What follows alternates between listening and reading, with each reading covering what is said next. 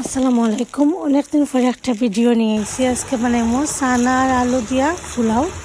তো এখানে 1.5 কাপ নিয়েছি চাউল, সুন্দর করে ধুয়ে আমি আধা ঘন্টা লাগি গরম পানির মাঝে ভিজিয়ে রাখি দিলাম।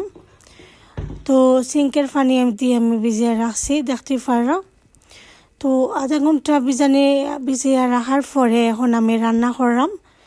আমি নিয়েছি আধা কাপ নিয়েছি আমি এখানে চানা আর একটা আলু নিয়েছি আর ঘি নিয়েছি, দেখতে পারো। জিরা দিব, আস্তা জিরা। তারপরে আমি বড় একটা পেঁয়াজ নিয়েছি আর আদা রসুনের পেস্ট 2 পিস। 6টা নিয়েছি আমি এলাচি, 4টা নিয়েছি আমি লং, 2টা দারচিনি, 2টা তেজপাতা আর 5-6টা কাঁচামরিচ। তো এখন আমি আস্তে আস্তে বয়েল দিলাম। আশা করি আপনারা ভালো লাগবে। অনেকদিন পরে একটা ভিডিও নিয়ে এসেছি, দেখবা আপনারা।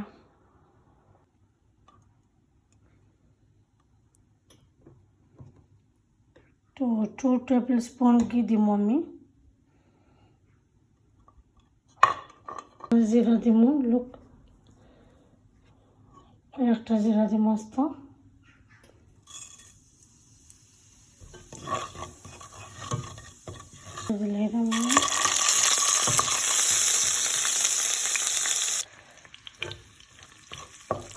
দিলাইছি, এখন আমি পেঁয়াজটাও দিলাম।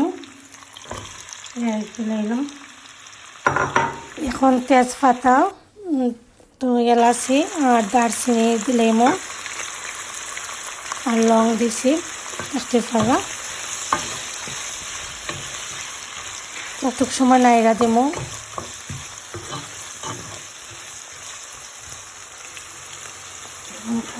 তো আমি একটু নিলাম, লবণ দিয়ে দিলাম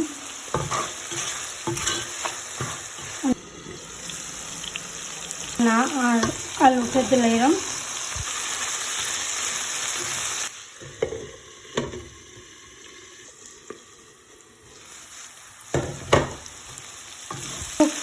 কারি পাউডার দিলাম, মিক্স পাউডার। তো এটা অপশনাল, আপনারা না দিলেও হইব, দিলেও হইব। আমার মেয়ে কারি পাউডার দিলে ভালো লাগে, আমি দিলাম।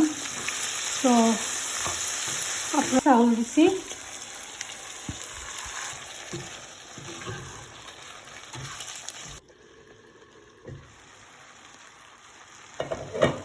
একটা কাঁচামরিচ দিলাম।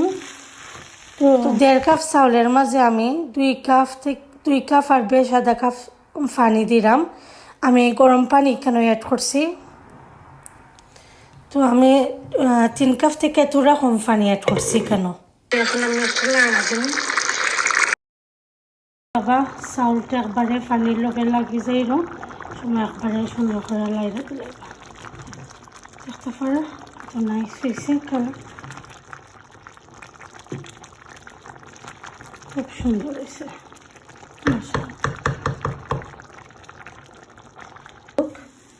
পোলাওটা কিন্তু হয়ে গেছে।